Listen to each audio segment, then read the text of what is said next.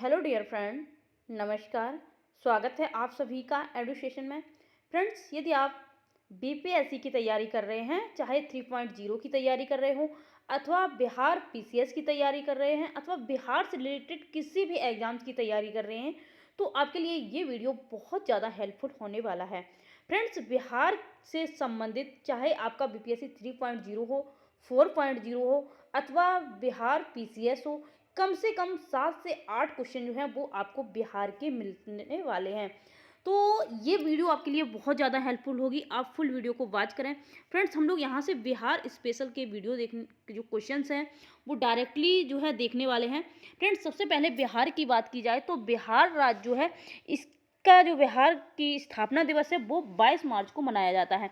बिहार का स्थापना दिवस की बात की जाए तो स्थापना दिवस मनाया जाता है जो आपके बिहार का, तो वो मनाया जाता है 22 मार्च को। 22 मार्च को बिहार का स्थापना दिवस मनाया जाता है।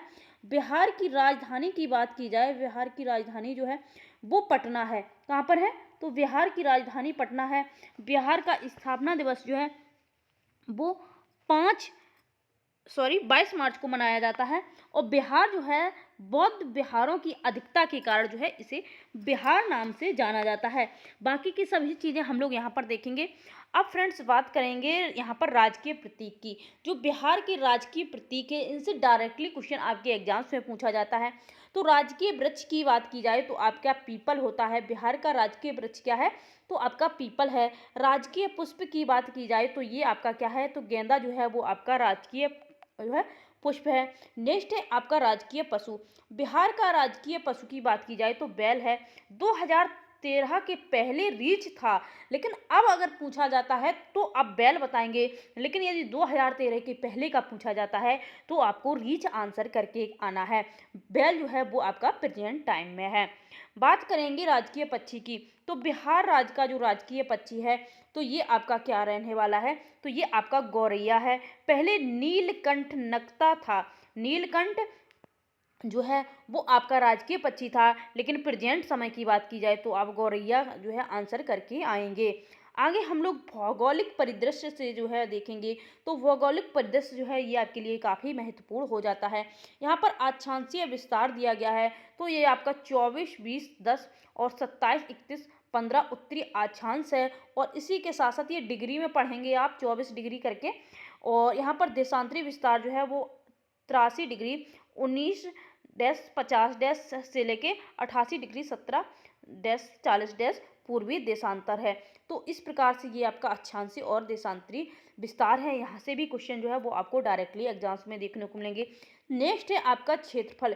तो क्षेत्रफल की बात की जाए बिहार के क्षेत्रफल की तो ये आपका 94,163 वर्ग किलोमीटर जो है वो बिहार राज्य का क्षेत्रफल है।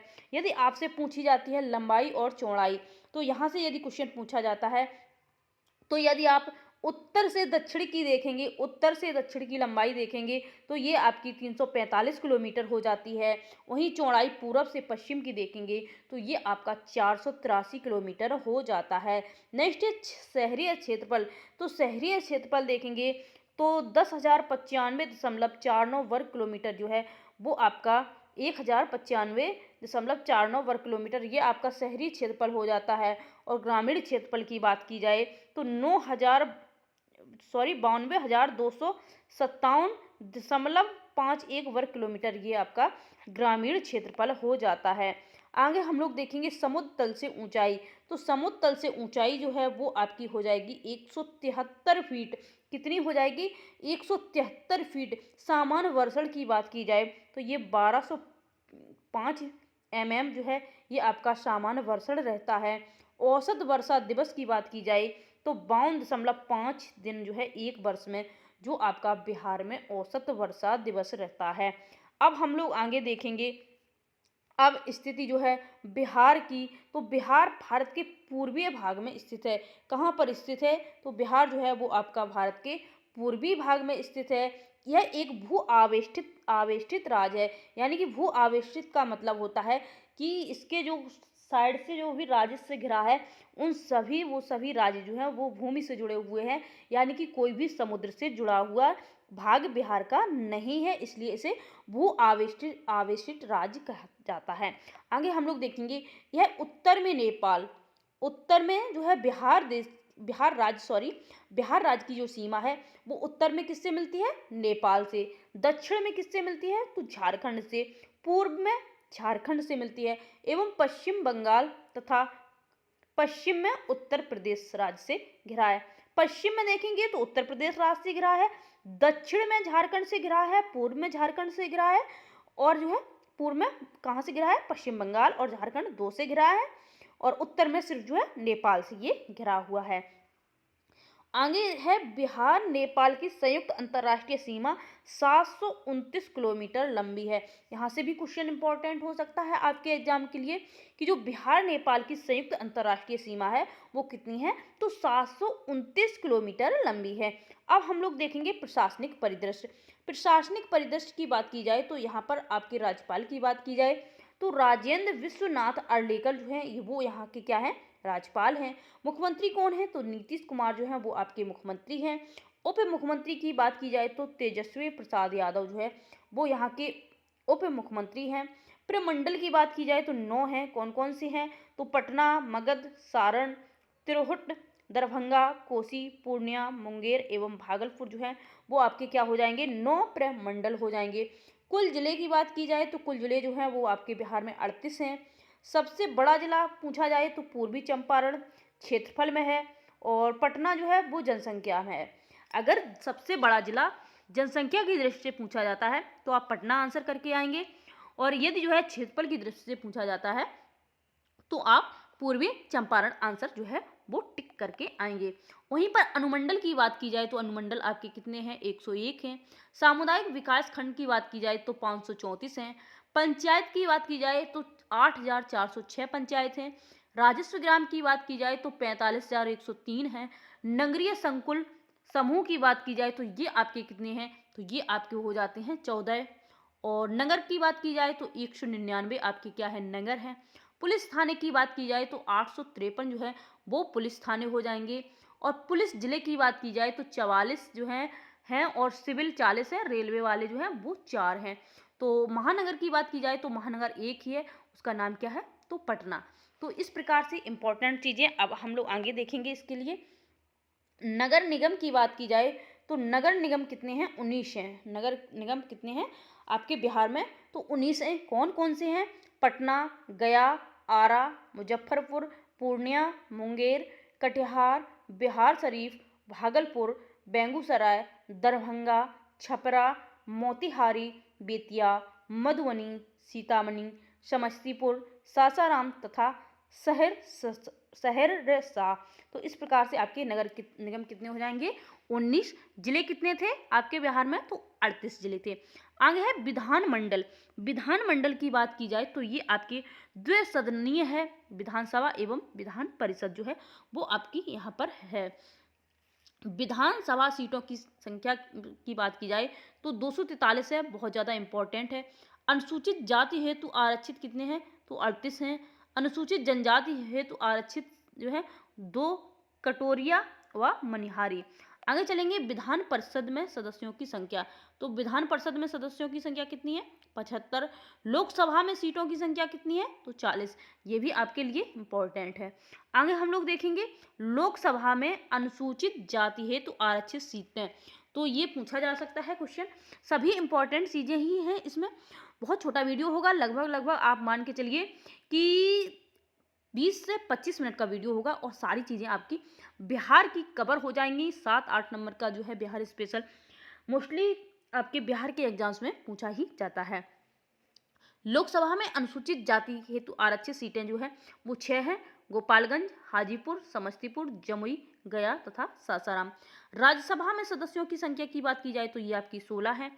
पटना सचिवालय का निर्माण जो है वो कब हुआ था? तो 1913 से लेकर 1917 में हुआ था। पटना सचिवालय के वास्तुकार कौन है? तो जोसेफ म्यूनिस हैं। पटना सचिवालय के निर्माणकर्ता कौन है? तो मार्टिन जो है वर्ण जो है वो इसकी निर्माण करता है। राज्य की सीमा को स्पर्श करने वाले राज्यों की संख्या की बात की जाए तो 3 राज्य जो हैं वो इसको स्पर्श करते हैं। वो कौन कौन से हैं? तो झारखंड है, उत्तर प्रदेश है, पश्चिम बंगाल है। तो झारखंड की बात की जाए तो ये आपका कहाँ पर स्पर्श करता है? तो ये आपका पूर्व में स्पर्श करता है। इसके साथ साथ आपका दक्षिण में भी स्पर्श करता है। तो ये रोहतास, औरंगाबाद, गया, नवादा, जमुई, बांका, भागलपुर, कटिहार इतने जिलों को स्पर्श करता है। उत्तर प्रदेश की बात की जाए तो उत्तर प्रदेश रोहतास, कैमूर, बक्सर, भोजपुर, सारण, सिवान, गोपालगंज एवं पश्चिमी चंपारण को जो है ये स्पर्श करता है।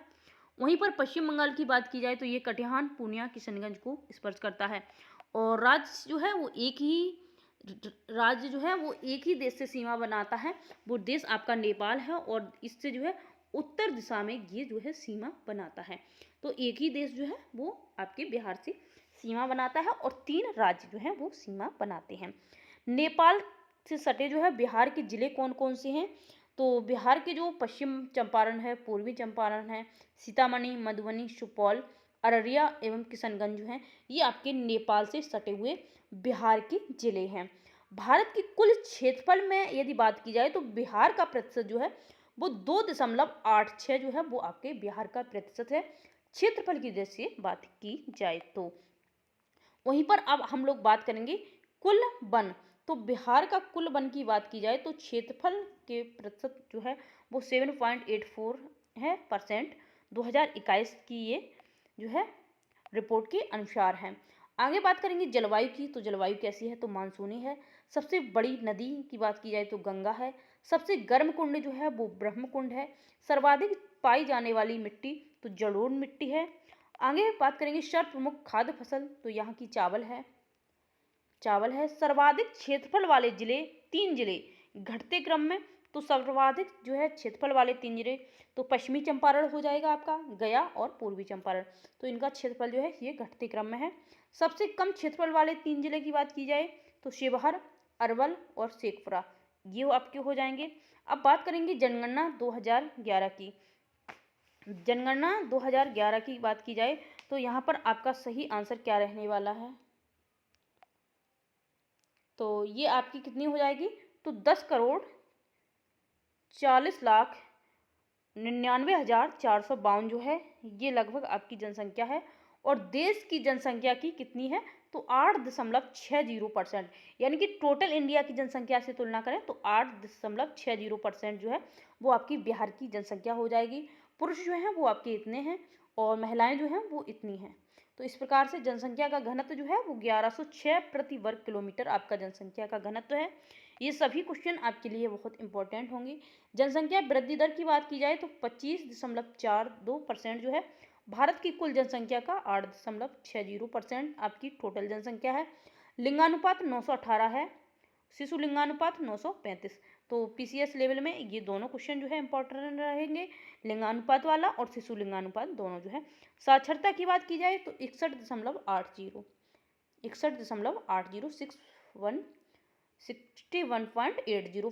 पुरुष साक्षरता की बात की जाए तो 71.2%, महिला साक्षरता की तो 51.5% जो है वो आपकी महिला साक्षरता है।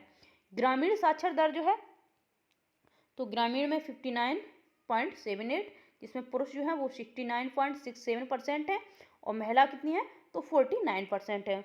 वहीं शहरी साक्षरता दर की बात की जाए तो ये आपका 76.86% है, जिसमें मेल की बात की जाए तो 82.56% और महिला कितनी है तो 70.49% जो है वो आपकी शहरी साक्षरता दर महिला की हो जाएगी। ग्रामीण जनसंख्या की बात की जाए तो 88.71% है और शहरी जनसंख्या कितनी है तो ये 11.29% जो है वो क्या है तो आपकी शहरी जनसंख्या है। आगे देखेंगे सर्वाधिक जनसंख्या वाले 3 जिले। तो सबसे ज़्यादा जनसंख्या वाले 3 जिले कौन से हैं? तो पटना और पूर्वी चंपारण और मुजफ्फरनगर। तो ये सर्वाधिक जनसंख्या वाले 3 जिले हैं। न्यूनतम जनसंख्या वाले 3 जिले की बात की जाए तो ये आपका कौन हो जाएगा? शेखपुरा, शिवहर और अरवल। तो इस प्रकार से हो जाएंगे। वहीं पर बात की जाए सर्वाधिक जनघनत्व वाले जिले, तो सर्वाधिक जनघनत्व वाले जिले की बात की जाए तो शिवहर, पटना और दरभंगा। तो इस प्रकार से आपके 3 जिले हो जाएंगे। न्यूनतम जनघनत्व वाले 3 जिले तो इसमें आपका कैमूर हो जाएगा फर्स्ट नंबर पर और जमुई और बांका। तो इस प्रकार से हो जाएंगे। सर्वाधिक लिंगानुपात पूछा जाए तो सर्वाधिक जो लिंगानुपात है वो आपके कहाँ का है? गोपालगंज का है, 1021 जो है होगा। और सिवान, सारण वही लिंगानुपात जो न्यूनतम है वो मुंगेर का है। कहाँ का है? मुंगेर का। और सर्वाधिक साक्षरता दर वाले 3 जिले कौन है? तो सर्वाधिक साक्षरता कहाँ का है? आपके रोहतास का। कहाँ का है? रोहतास का 73.37%। और उसके बाद पटना, और उसके बाद कहाँ है? भोजपुर। सबसे ज़्यादा साक्षर लोग कहाँ हैं? तो रोहतास में हैं। न्यूनतम साक्षरता दर वाले 3 जिले कौन सा है? तो न्यूनतम जो है सबसे कम पूर्णिया का है, और उसके बाद सीतामढ़ी, कटिहार जो है। और सर्वाधिक पुरुष साक्षरता वाला जिला, सर्वाधिक पुरुष साक्षरता वाला जिला जो है वो कौन सा है? तो ये आपका क्या हो जाएगा? रोहतास हो जाएगा। क्या हो जाएगा? रोहतास। और न्यूनतम पुरुष साक्षरता वाला जिला पूछा जाए तो आपका क्या हो जाएगा? पूर्णिया जो है वो आपका आंसर हो जाएगा।